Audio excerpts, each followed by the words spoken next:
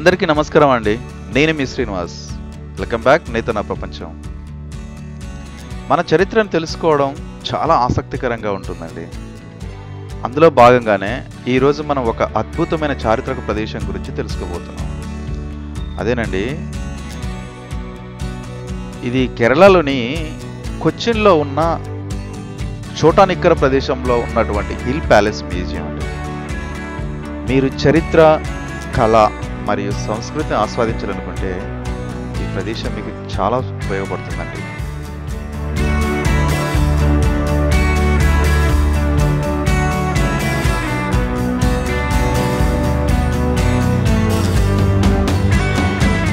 Hill palace museum ఇది 19వ శతాబ్దంలో coach రాజవంశం యొక్క అధికారిక నివాసంగా నిర్మించబడిందంటండి.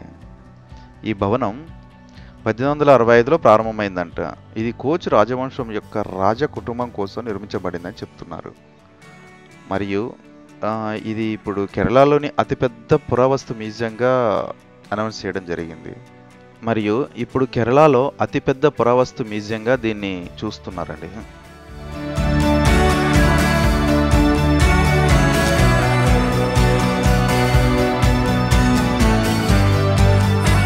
ప్యాలెస్ నిర్మాణంలో చైనీస్, పోర్చుగీస్, మగ్దల్ మరియు కొలానియల్ శైలిలను కలిపి అద్భుతంగా నిర్మించబడిందండి.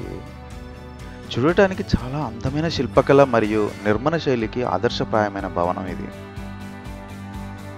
అంటే ఎంత కొత్తదనంతో ఉంటుందంటే అంత పాత బిల్డింగ్ అయినా చాలా ఇంట్రెస్టింగ్గా ఉంటుంది.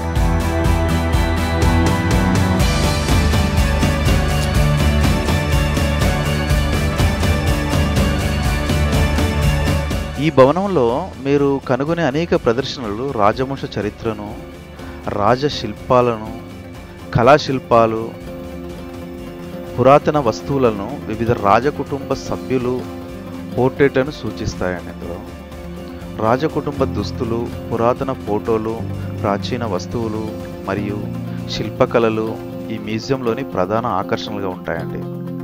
అంటే ఆ కాలంలో వారు వాడినటువంటి వస్తువులు అయితేనేమి, బట్టలు అయితేనేమి, వాళ్ళ జీవన విధానం మనం చూడటం జరుగుతుంది. అంటే నెక్స్ట్ తరం వాళ్ళు తెలుసుకోవడానికి వాటిని చూపిస్తూ ఉన్నారు.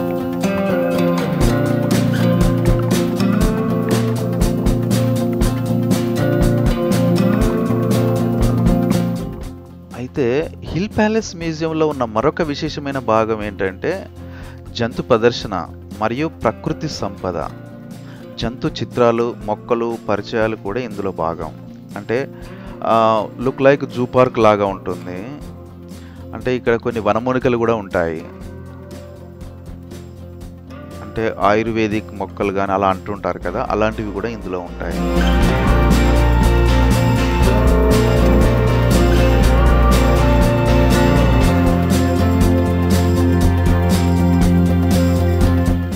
మీరు ఈ భవనాన్ని సందర్శించినప్పుడు అందమైన ఉద్యానవనాలు, చల్లని గాలి మరియు ప్రకృతి అందం మీకు అద్భుతమైన అనుభవాన్ని ఇస్తుందండి. నేను మాత్రం చాలా బాగా ఎంజాయ్ చేశాను. అంటే ప్రకృతి అందంగా ఉన్నప్పుడు దాన్ని ఆస్వాదించిన వాళ్ళు ఎవరు ఉంటారో చెప్పండి. మీరు కూడా అందులో ఒకరు అనుకుంటాను. బట్ మీరు కమెంట్ రూపంలో తెలియజేయండి, మీకు ఏ రకమైన అనుభవాలు ఎదురయ్యాయో.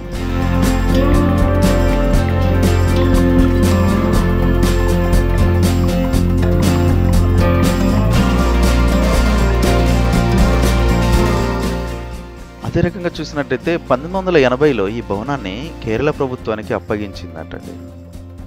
Hill palace మ్యూజియంగా మార్చబడిందంట. ఇప్పుడు ఈ మ్యూజియం చరిత్ర, కళ, ప్రకృతి మరియు రాజవంశం గురించి మరింత తెలుసుకునే ప్రదేశంగా ఇది ఉంటుంది. అంటే మనకు కూడా పూర్వంలో ఏం జరిగిందనేది మనకు కూడా ఆసక్తిగా ఉంటుంది కదా. సో అందుకు ఇది మంచిగా ఉపయోగపడుతుంది. అయితే ఈ ప్యాలెస్ని కొచ్చిన్ రాజకుటుంబం వారు కేరళ ప్రభుత్వానికి అప్పగించారంట. అదే రకంగా 1980లో ప్యాలెస్ని పురావస్తు శాఖ స్వాధీనం చేసుకొని ఆ తర్వాత దాన్ని మ్యూజియంగా మార్చిందని చెప్తున్నారు. అయితే దీనిని 1986లో ప్రజలకు అక్కడున్న జీవన విధానం చూపించడానికి దాన్ని ఓపెన్ చేశారంట.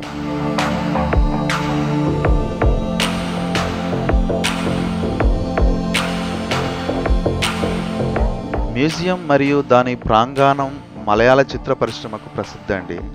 అంటే మ్యాక్సిమం మలయాళ మూవీస్ ఎక్కువ ఈ బిల్డింగ్లోనే జరుగుతూ ఉంటాయంట. అదే రకంగా గుర్రపు బండి గ్యాలరీలు మరియు ఆయుధాల గ్యాలరీ, అంటే ఆ కాలంలో వాడినటువంటి ఆయుధాలను ఇక్కడ జరిగిన కొన్ని మూవీస్ని అలా చూసినట్లయితే మలయాళంలో అనేక చిత్రాలకు ఈ హిల్ ప్యాలెస్ వేదికగా అయిందంటండి.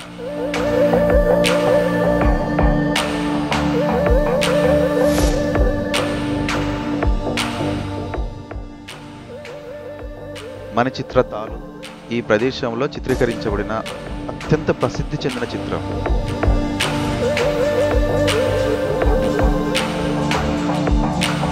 కానీ చాలామంది చిత్ర నిర్మాతలు ఈ స్థలాన్ని షూటింగ్ ప్రయోజనాల కోసం ఉపయోగించుకుంటున్నారు. ఈ ప్యాలెస్లో చిత్రీకరించబడిన కొన్ని ప్రసిద్ధ చిత్రాలు చూసినట్లయితే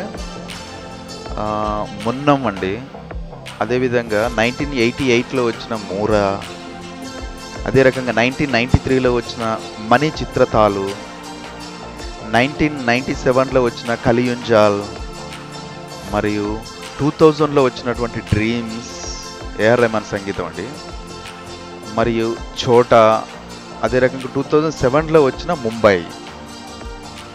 తెలుసు కదా ముంబై చిత్రం మీకు, చాలా పెద్ద హిట్ అండి, అది కూడా ఈ బిల్డింగ్లోనే జరిగింది.